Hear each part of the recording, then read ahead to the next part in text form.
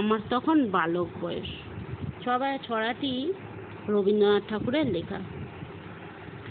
তোমাদের কেমন লাগে তোমরা কমেন্ট করে জানাবে। কেমন ছড়াটি তোমরা শোনো।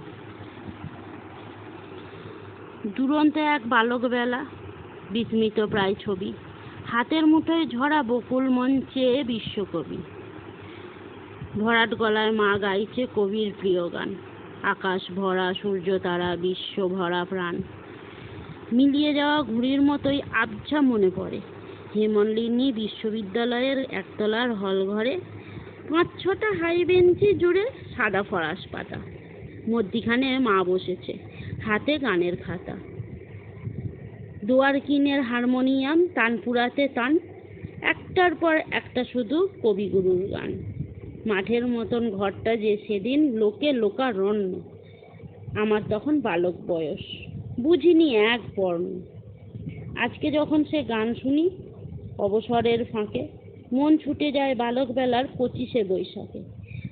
দেয়াল দুই ছবির দিকে তাকিয়ে থাকি ঠায়, নীল নীলিমার নিঃসীমতায় কাঁদতেই ভুলে যাই।